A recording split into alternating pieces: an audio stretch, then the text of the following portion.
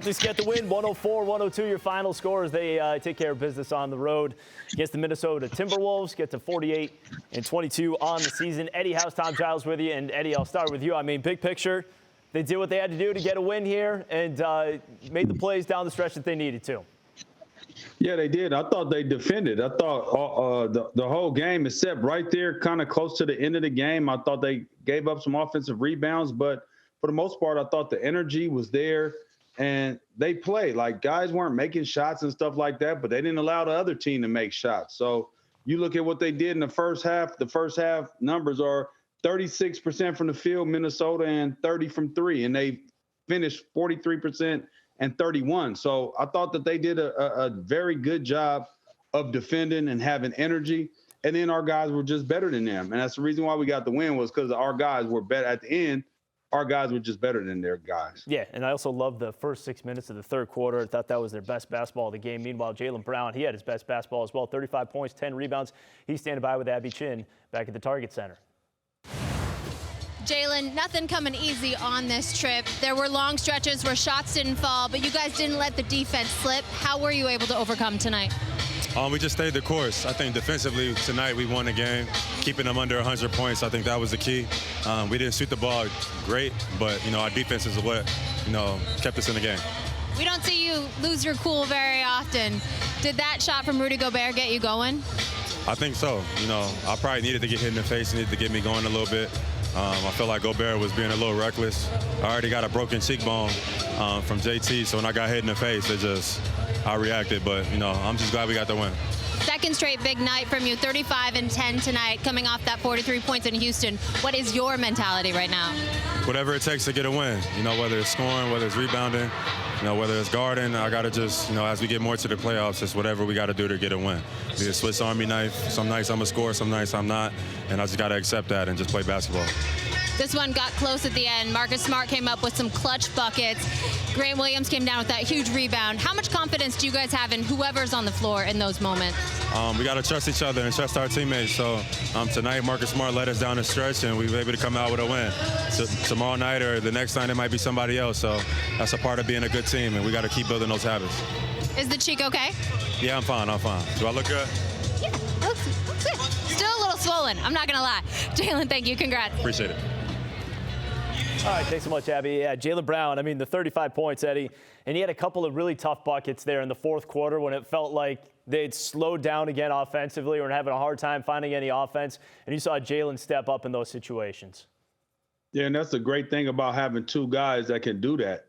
And at that high level, like those are two superstars, all-stars, whatever you want to call them, they are stars, right? And so when you have a couple of those guys, it's always great to have that, because some nights everybody's not going to have it. And it was one of those nights for Jaylen to just be aggressive, and I thought he was. And I think the defense set the tone. I think his offense was a direct reflection on how well we played defensively, and his mindset on the defensive end as well.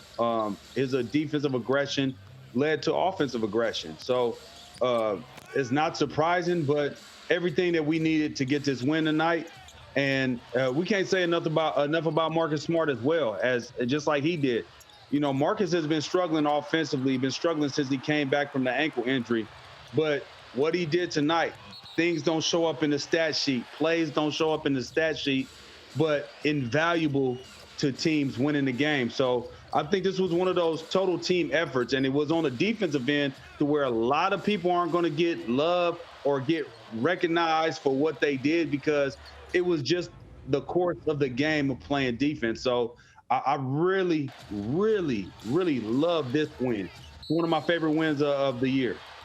Yeah, and it came at a time when they really need one here on this road trip. Again, now they're 2-1 on the road trip and coming off that loss in Houston on Monday. But Marcus Smart, I mean, you brought it up down the stretch because we talked about it in pregame.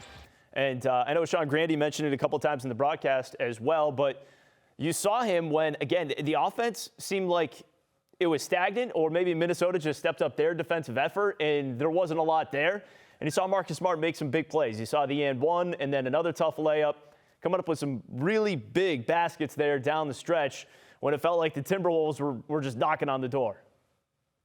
Yeah, and if you're somebody that don't follow the Celtics and watch every single game and watch how the game unfold and see the effect that Marcus Smart has for this team and for winning, then you will just look at stats and you're like, if you pulled up this stat sheet tonight, you'll just be like, another bad game by Marcus Smart. Oh, it was Jaylen Brown that carried him. And if it wasn't for Jaylen Brown, Marcus Smart would have another bad game. And the Celtics probably would have been losing again. He's not this, he's not that. But those are the people that really don't watch the game and understand how the game unfolds.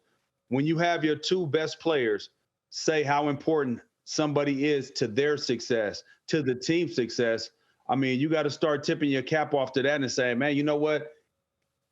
Even though he doesn't bring it offensively every single night like we would possibly want to, those things that he did tonight defensively are huge. And even he made 2 big buckets. But what he does defensively is invaluable. All right, we got Scal joining us now. And Scal, I guess I'll just go with big picture thought. Their ability to close out this game, get the win, and make the plays when they need to.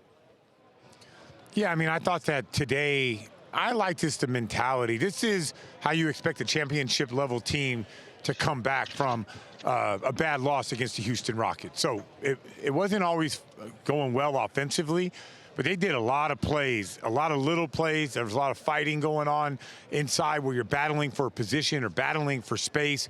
And those things, to me, add up. And we expect those things to happen every night. For whatever reason, they don't. But today, they didn't shoot the ball well, but it never deterred them from continuing to defend. Yeah, I thought tonight was one of those games. It was a ugly, fought game from the beginning. It was nasty. It was kind of mucked up a little bit, but at the same time, finding a way to win is the most important thing, right? And whoever it is, your number's up. Whoever you get called on, come out there and do something. The one thing that can get a little concerning to me, though, and this is just nitpicking, and what we talk about when you want to be a championship team, that's what you do. You do nitpick, and you go look at the finer things, and you pay attention to every single thing, and you want to clean up all the small details. I think offensive rebound has been something that's hurt us after this All-Star break and a little bit before that. But after this All-Star break, offensive rebound has been something that's been kind of lacking. I would like to see or pay a little bit more attention to that, making sure we box out and put bodies on guys and not just turn and look, because a lot of times we are playing a little bit smaller. And that can happen. Eddie, you gotta let me live, man. Eddie, can you let me live one day? Just one day, man. Just let me let it just slide one day. One day. How about the gutty performance to end it like that? Why you gotta go there? No, because we want to keep it all the way 100. Let's not lie to the people. Let's not. We're not lying. I mean? We're not lying. I mean, today that's not sugarcoat. Hold on here. Don't pour syrup. Don't pour syrup on Boo-Boo and tell me it's pancakes. No, but here's the thing. The Minnesota Timberwolves missed 10,000 shots. They're going to get a few offensive rebounds when you miss 10,000 shots, Eddie. So, I mean, I'm not just talking one about day, this man. game One per day. I se. feel like I don't want to have to defend them every day on a win where they gut one through. I got to defend them on that. Come on, I'm with them. Hey, you act like I'm not. Well, you act like I'm against us.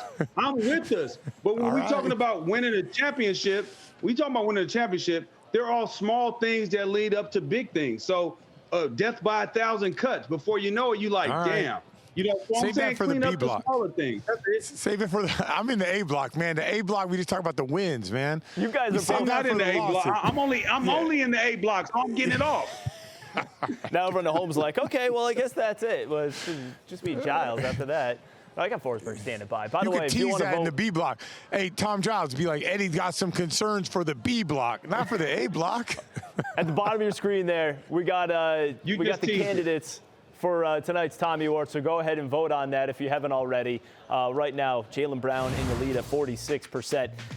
We got to turn our attention to quite the finish for anyone that was looking on the DraftKings Sportsbook before the game. I mean, the Celtics were 5-point favorites, and then it was down to 4-point favorites right before tip, so it kind of depended when you got the number. But the way this game played out, Scal, and I know Grandy mentioned it right before that final shot, that's what I want to talk about the way this game ended, the final sequence. Celtics are up by 4. Okay, now you got the five. Well, five. No, I'm starting here.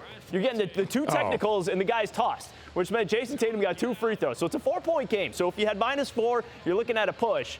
Instead, Tatum goes the other way, gets 1 of 2 free throws.